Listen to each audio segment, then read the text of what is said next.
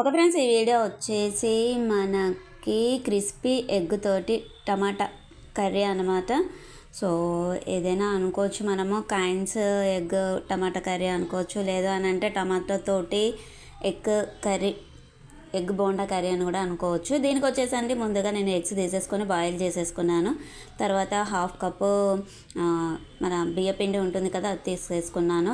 అందులో మనము కావాలనుకుంటే మైదా తీసేసుకోవచ్చు, లేదంటే శనగపిండి అయినా తీసేసుకోవచ్చు.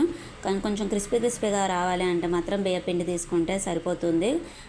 పావు కప్పు కార్న్ఫ్లోర్ అనేది తీసేసుకొని గట్టిగా తడిపేసుకోవాలండి, మరి పలచగా తడిపేసుకోకూడదు. సో ఇక్కడ ఎగ్స్ అనేది బాయిల్ అయిపోయాయి. తర్వాత వాటిని సర్కిల్ షేప్లో కట్ చేసేసుకున్నాను. సో ఇది అండి చాలా జాగ్రత్తగా చేసుకోవాలి. ఎందుకంటే అది మనం ఫ్రై చేసినప్పుడు ఏమంటారు, మనకి బాగా వేగిపోతూ ఉంటాయి అన్నమాట.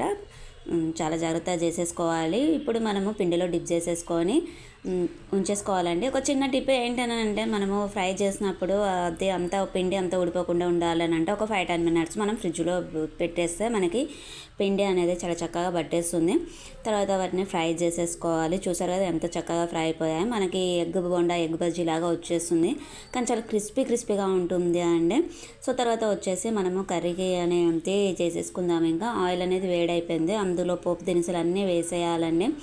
సో కొంచెం బిర్యానీకి సంబంధించినటువంటివి కూడా వేస్తే చాలా చక్కగా ఉంటుంది. కొంచెం పచ్చిమిర్చి తీసేసుకొని అందులో కరివేపాకు ఇంకా టమాటా అనేది వేసేసి కర్రీలాగా చేసేసేయాలి. సో టమాటా అనేది చాలా మగ్గనివ్వాలండి. మగ్గిపోయాక మనము అందులో 1 స్పూను ఉప్పు, 1 స్పూను కారము, హాఫ్ స్పూను ధనియా పొడి, జీలకర్ర పొడి, ఇంకా ఇందులో నేను వచ్చేసి జింజర్ గార్లిక్ పేస్ట్ వేయలేదండి. సో మన డ్రై జింజర్ పొడి ఉంటుంది కదా, సొంటి పొడి, అది వేసాను. స్మెల్ బాగా రావాలి, మంచిగా ఉంటుంది టేస్ట్ అని చెప్పేసి. ఇంకా తర్వాత కసూరి మేతి అవన్నీ వేసేసి బాగా మరగనివ్వాలండి కర్రీని.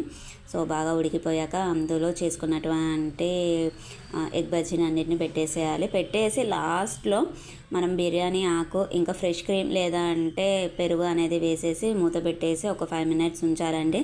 చాలా చక్కగా టేస్ట్ ఉంటుంది లాస్ట్లో అది వేసేస్తాం కాబట్టి. సో మనకి టేస్టీ కర్రీ అనేది రెడీ అయిపోయిందండి. ఓకే ఫ్రెండ్స్, బాయ్, ఉందాం ఇంకా మరి.